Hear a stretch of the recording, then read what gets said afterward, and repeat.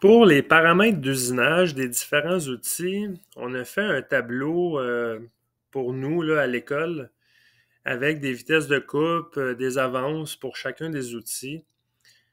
Puis ça va être important de respecter ces valeurs-là qu'on va devoir insérer dans le programme CNC. À la base, les fournisseurs vont vous donner des vitesses de coupe, des avances, des paramètres selon les outils que vous achetez. Nous, à l'interne, on a standardisé des vitesses de coupe pour que ce soit quand même sécuritaire et que ça n'aille pas trop vite non plus.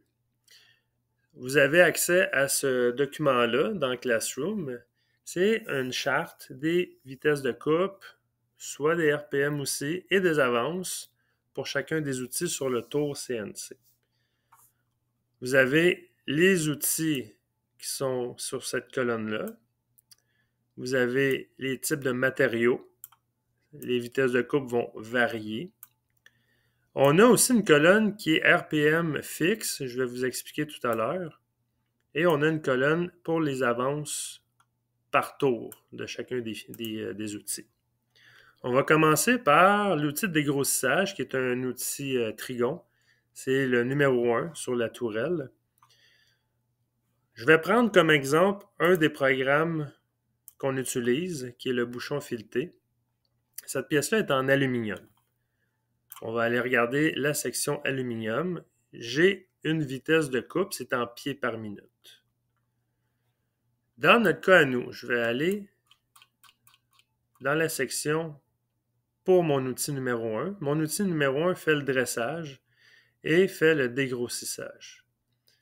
Pour la vitesse de coupe, ça veut dire que la machine a deux modes pour le RPM. On a le G96 et le G97.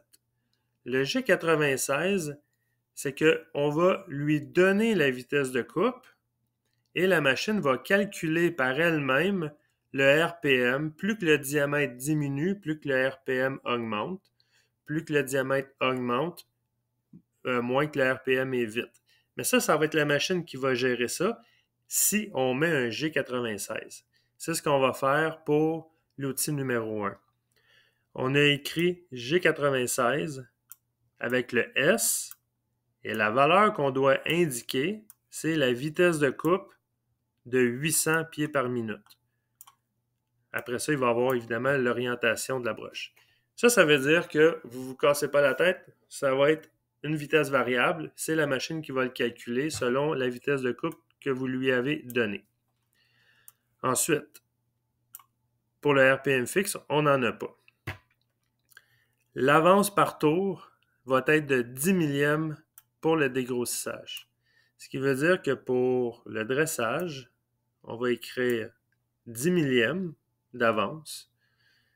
Et pour l'étape de dégrossissage des diamètres, on va également, là on l'a mis sur la ligne du cycle de dégrossissage G71, on a le F, 10 millièmes pour l'étape de dégrossissage. On va passer l'outil numéro 2, c'est la U-Drill, mais on ne l'utilise pas dans la programmation manuelle, mais vous allez l'utiliser dans la programmation conversationnelle. On a soit une U-Drill de 3/4 ou de 7/8, c'est comme un forêt. On n'a pas de vitesse de coupe qu'on vous fournit. Le fournisseur en fournit une, mais nous, on y était avec une valeur déjà calculée, qu'on a testée sur nos machines et que ça fonctionne bien. C'est 1350 de RPM fixe avec une avance de 6 millièmes. Mais ça, vous allez l'utiliser plus tard. On va aller à l'outil de finition qui est le numéro 3. Même chose, je m'en vais à mon étape de finition. Je dois paramétrer un G96 en lui fournissant la vitesse de coupe. La vitesse de coupe que j'ai besoin pour l'aluminium, c'est 1000 pieds par minute. S, 1000. Et pour l'avance que nous, on utilise, c'est 4 millièmes par tour. On va paramétrer le F à 4 millièmes sur le cycle de finition de G70. Ensuite, pour le rainurage et le tronçonnage, pour l'outil 4 et 5, on va utiliser une vitesse de coupe de 850 pieds par minute. Je vais aller à mon étape de rainurage. J'ai mon G96, je lui fournis la vitesse de coupe de 850. Si je m'en vais à la fin, j'ai un tronçonnage. Je vais lui indiquer également le G96 avec la vitesse de coupe de 850 millièmes. Dans les deux cas, on va utiliser une avance par tour de 2 millièmes. Mon tronçonnage, le F est à 2 millièmes. Et mon rainurage, mon G75 ici, 2 millièmes, 2 millièmes et 2 millièmes. Ce qui va être différent, c'est pour les filetages. Mais juste avant, on a la barre d'alésage. Ça, c'est la même chose que la Yo-Drill. Vous allez l'utiliser en programmation conversationnelle. On vous fournit les vitesses de coupe et on vous fournit une avance par tour. Il reste le filetage. Le filetage extérieur, qui est l'outil 7, et le filetage intérieur, qui est l'outil 8, ça va être le même principe.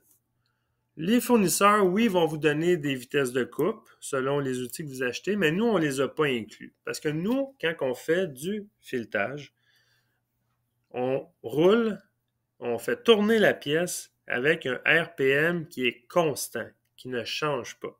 Puis quand on fait du filetage, il faut que le RPM soit constant.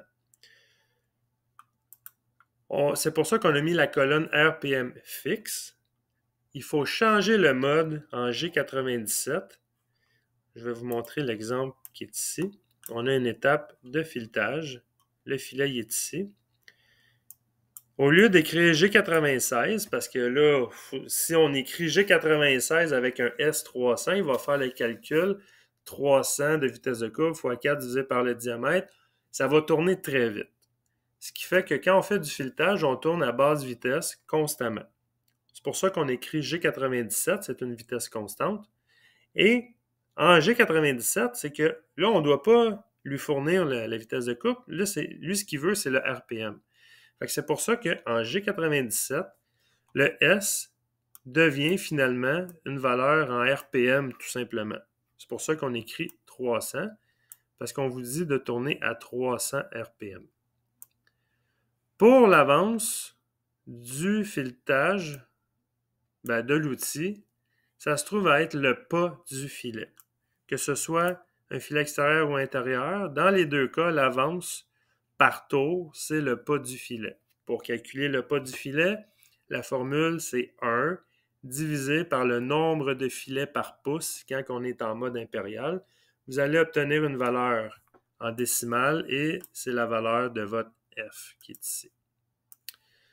Alors voilà pour les RPM, les vitesses de coupe et les avances pour les outils de tournage CNC.